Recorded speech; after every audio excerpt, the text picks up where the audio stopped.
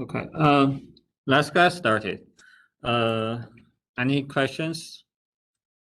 Okay, if hopefully you saw the email I sent out this morning. Pre-lab have two sections. Okay, two tasks for pre-lab for lab 4. All right. So yeah, today we will start do the lab 4. Okay, and I'll say scoop triggering and coupling. Okay, so last week last lab you already play with oscilloscope, which you use it to detect the AC signal, and there is a thing in the oscilloscope called trigger. So that's you tell the oscilloscope how to find out the signal. Okay, so most of the time, you can easily use the auto set. Okay, so when you use auto set in the oscilloscope, it automatically help you to detect the signal properly. But sometimes the auto set is not going to work. Okay, you need to manually change the trigger to detect the signal. Okay, so that's why you need to learn the trigger and coupling. You should already read through this menu. Okay, so for the benchtop oscilloscope, there's a DC coupling mode and AC coupling mode. But I think for the AD2, you only have DC coupling. Okay. So you cannot switch DC coupling to AC coupling or AC coupling to DC coupling. So I think that's one of the questions in the pre-lab.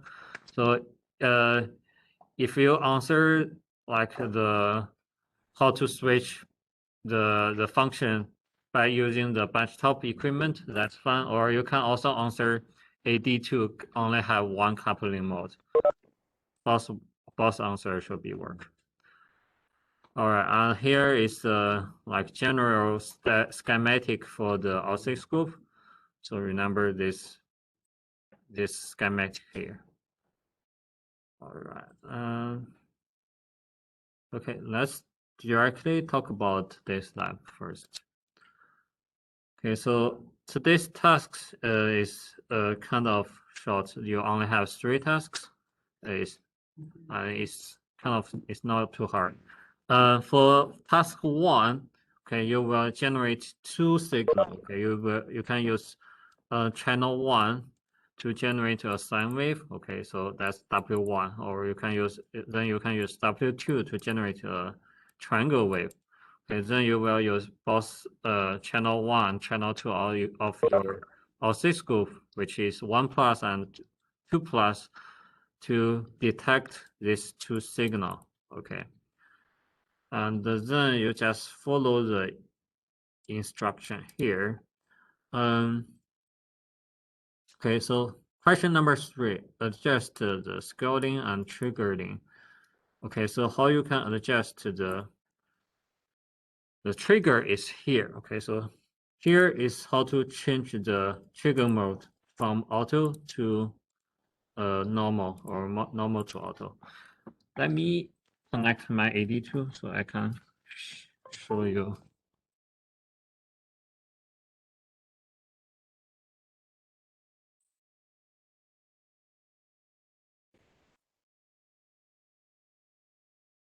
Okay, for this, when it's in auto mode, okay, so the trigger is keep detecting the signal. Okay, so which means, so as I mentioned last week, this little triangle here, that's the trigger. Okay, so that indicates your trigger level. Okay, so for example, right now it's let's move to 1.5 volt. Okay, so you see here, that's the trigger level 1.5 volt here. Okay, and also you see here at 1.5 volt, there is no signal, right? Because the signal is below 1 volt. So that's why you can see the signal is very unstable.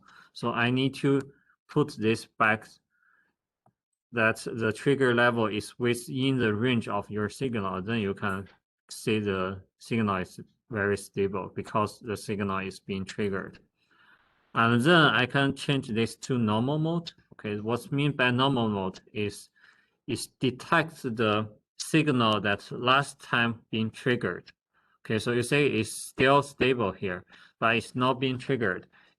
The signal is just stop at the last time it's being triggered. Okay, so that's the normal mode.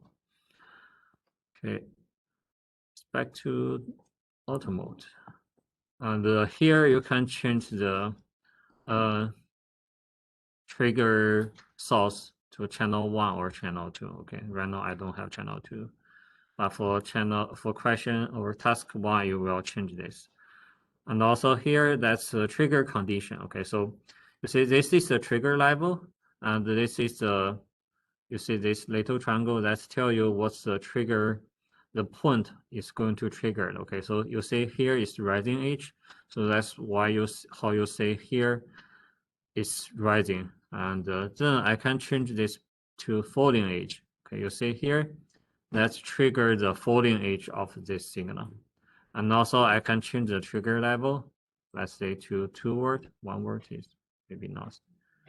Okay, you see here is trigger this part is almost the edge of your signal. Okay, so hopefully you already practice this part in the pre-lab. And in the question number 6, you will use XY mode. Okay, so the XY mode is right here. So you click X and plus XY. So that's the XY mode. Okay, so the XY mode is meaning you will generate. So normally the oscilloscope, the Y-axis is the voltage scale, the X-axis is time scale. When you have XY mode, that's when you have two signal. Okay, so when you have XY mode, the X is one. So it will generate a plot that X and the Y-axis is two signal. Okay, so for example, X-axis is the channel 1, the Y-axis is the channel 2. Okay, so that's the XY mode. Okay, and then the task number 2, show the random bit sequence. Okay, so you will download okay, so you need to download a document on the Brightspace.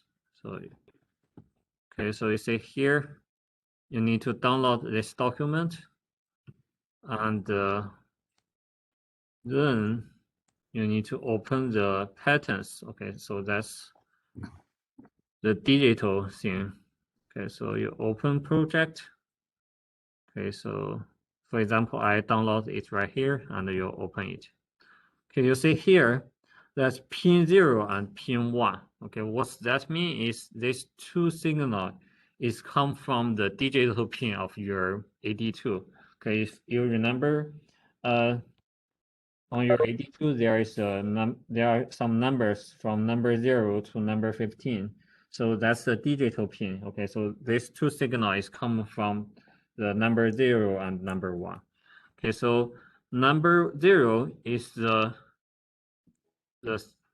pseudo random bits. Okay, so that's the sequence, bit sequence. And the number 1 in here, that's the sync signal. Okay, so you don't, for first, let's see, for first 3 questions here, you don't need to worry about the sync signal. Okay, you only need to connect the number 0, the pin 0 to your oscilloscope. You only need to connect your sync signal until step number 4 here. Okay, so when you do this this part, you will need to change something called hold off. Okay, what's the hold off? Let's give you an example. Okay, so for example, 1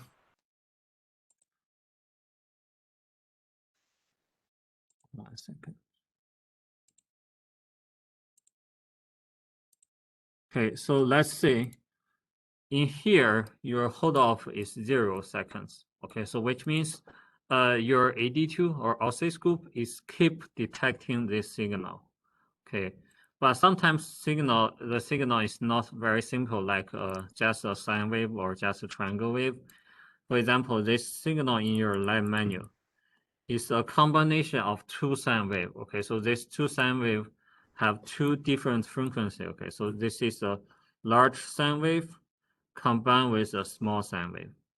Okay, so these two sine wave have two different period. Okay, so let me see, I can draw something. Okay, so for example, from this point to this point, so that's yeah, that's the period of large sine wave. Okay, so let's say from this point to this point, that's the period for a small sine wave. Okay, so then when you put this signal in your oscilloscope, okay, the oscilloscope is keep detecting this signal. Okay, so then it will be, so the oscilloscope is like, I cannot decide which is the period of your signal. Then the oscilloscope will be very unstable because it cannot say what's the period of your signal. Okay, so in that case, you will change hold off. What that means is you want your oscilloscope detect the signal for some period. Okay, so for example, it detects the signal at here, then you tell the oscilloscope don't do anything until next period. Okay, so in that case, it will skip the small period and only detect the large period here. Okay, so which you can see the signal very stable. All right, so you will use this in the task 2, and you will see what I mean in here. All right. And remember here, here is where you can change the hold off. All right, then the task 3 is very simple. You generate a very fast signal, and maybe let's say 25 megahertz should be fast enough for this task. And remember, it's a sine wave. Okay, then you will use your oscilloscope to detect signal, and you will say, you will just answer the questions. There will be something happen, so you will say it. Okay, yeah. I think that's all for today's step. It should be very quick.